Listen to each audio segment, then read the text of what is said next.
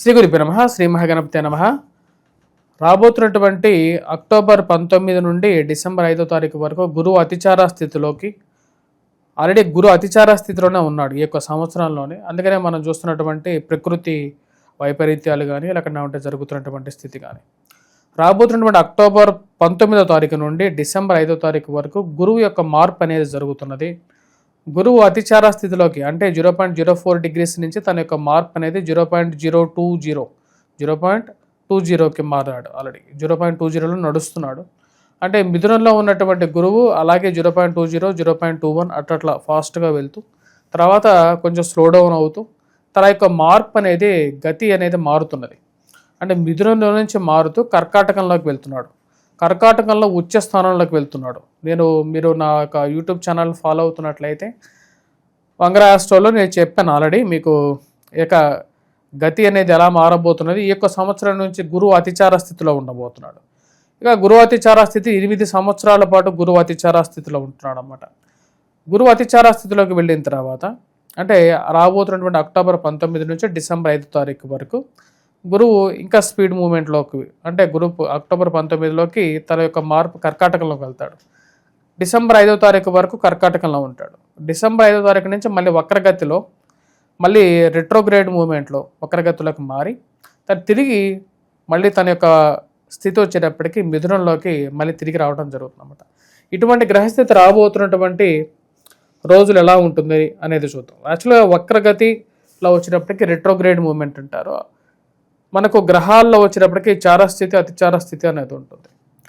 ఈ యొక్క గురువు అతిచార స్థితి అనేది మనం చూసుకున్నట్లయితే 1938 నుంచి 1945 వరకు జరిగింది. యాక్చువల్గా ఆ 1938 తర్వాత మళ్ళీ గురువు అతిచార స్థితి జరుగుతున్నది ఇప్పుడే అన్నమాట. గురువు అతిచార స్థితి ఎప్పుడైతే జరుగుతుంటుందో ఎలాంటి పరిస్థితులు ఉంటాయి అనేది మనం చూద్దాం. ముందుగా గురువు అతిచార స్థితితో పాటు గురువు మందగమనం కూడా ఉంటుందన్నమాట. అంటే ఒక సంవత్సరం పాటు గురువు ఒక రాశిలో ఉండాల్సినటువంటి గురువు కొన్నిసార్లు గురువు దానికన్నా ఎక్కువ టైం ఉండటం జరుగుతుంది. అతిచార స్థితికి రెట్రోగ్రేడ్కి కన్నా ఇంక మూడో స్థితి అన్నమాట. ఇటువంటి ప్రభావం కూడా వచ్చేటప్పటికి మనం 2021 2019 20 21 ఈ టైంలో కూడా చూసాం. అప్పుడు మనకు లాక్డౌన్ జరిగింది. ఇప్పుడు గురువు అతిచార స్థితి అనేది స్టార్ట్ అయింది.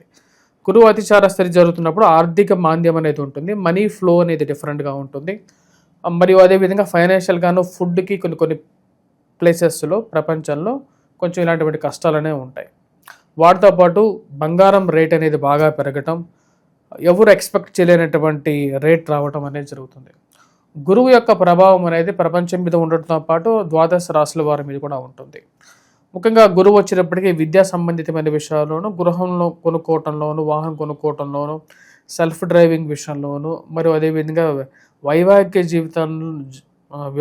జీవితం ఆరంభించటంలోనూ, వైవాహిక జీవితంలో ప్రశాంతతని, సంతాన ప్రాప్తిని, మరియు అదేవిధంగా కుటుంబంలో ఎదుగుదలని వీటన్నిటికీ మూలకారకంగా గురువు ఉంటాడు. ఈ సంవత్సరం నుంచి రాబోతున్నటువంటి 8 సంవత్సరాల పాటు ఇక గురువు అతిచార స్థితిలో ఉన్నప్పుడు గురువు ఒక రాశిలో ఉండకుండా 2 రాశుల్లో ఉంటూ ఉంటాడనమాట.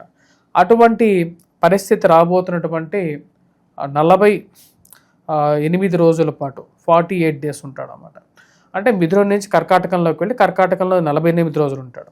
48 రోజుల తర్వాత మళ్ళీ తిరిగి ఈ యొక్క కర్కాటకం నుండి మిథునంలోకి రావడం జరుగుతుందన్నమాట. ఇటువంటి పరిస్థితి ద్వాదశ రాశుల వారి మీద మరియు ప్రతి ఒక్క రాశి వారి మీద ఎలాంటి ఇంపాక్ట్ ఇవ్వబోతుంది అనేది చూద్దాం. ఎందుకంటే 48 రోజులు అనేది కూడా ఒక బిగ్ టైం కాబట్టి ఈ టైంలో ఎటువంటి మార్పులు రాబోతున్నాయి అనేది చూద్దాం. వృషభ రాశి వారికి గురువు యోగకారకమైనటువంటి స్థానంలోకి రాబోతున్నాడు. తృతీయంలోకి వచ్చినటువంటి యొక్క గురువు వృషభ రాశి వారికి యోగాన్ని ఇవ్వగలుగుతాడు. ఎందుకంటే అతిచార స్థితిలోకి ఉన్నాడు, తర్వాత రెట్రోగ్రేడ్ మూమెంట్లో అంటే వక్రగతిలో కూడా మారబోతున్నాడు కాబట్టి పూర్తి ఫలాన్ని ఇవ్వలేకపోయినప్పటికీ కూడా తృతీయంలో ఉచ్చ స్థానంలో ఉన్నప్పుడు బాతృ సంబంధితమైన వ్యవహారాలు ఏవైతే ఉంటాయో అంటే బ్రదర్స్ సిస్టర్ రిలేషన్షిప్లో రావాల్సినటువంటి కొన్ని అవకాశాలు ఏవైతే ఉన్నాయో ఆ అవకాశాన్ని అందిపుచ్చుకోగలుగుతారు. పూర్తిగా సానుకూలమైనటువంటి ఫలితాలు ఇవ్వగలుగుతాడు. ముఖ్యంగా వచ్చినప్పటికీ ధైర్యాన్ని ఇవ్వగలుగుతాడు. ధైర్యంతో చేయాలనుకున్నటువంటి పనుల మీద పూర్తిగా ముందడుగు పడుతుంది. ఈ యొక్క రాశిలో ఉండేటువంటి వారికి తృతీయంలోకి రాబోతున్నటువంటి గురువు ఈ యొక్క 48 రోజుల పాటు తృతీయ స్థితిలో ఉంటాడన్నమాట. అంటే 75% ఈ రాశిలో ఉండేటువంటి వారికి 75% వరకు కొంచెం సానుకూలమైనటువంటి ఫలితాన్ని ఇవ్వగలుగుతాడు. ముఖ్యంగా ఏదైతే ఆర్థిక లావాదేవీలు ఉన్నాయో ఆ ఆర్థిక లావాదేవీల్లో పెద్ద పెద్ద ఇన్వెస్ట్మెంట్స్ పెట్టేటప్పుడు మటుకు కొంచెం జాగ్రత్తగా మీ యొక్క స్వజాతకాన్ని 1-2 సార్లు పరిశీలించుకొని ముందుకు వెళ్ళాల్సినటువంటి ముఖ్యమైనటువంటి సూచన. బంధువులు స్నేహితులతో సత్సంబంధాలు ఏర్పరచగలుగుతారు. కానీ డబ్బుల విషయంలో మటుకు బంధువులకి స్నేహితులకి డబ్బులు ఇచ్చి అనవసరమైనటువంటి చిక్కులు చికాకులు తెచ్చుకోకుండా ఉంటే మంచిది. విద్యార్థులు విద్యా సంస్థల్లో పనిచేస్తున్నటువంటి వారికి ఉచ్చ స్థానంలోకి వెళ్ళబోతున్నటువంటి గురువు కొంచెం అనుకూలమైనటువంటి ఫలితాన్ని ధైర్యాన్ని ఇవ్వగలుగుతాడు.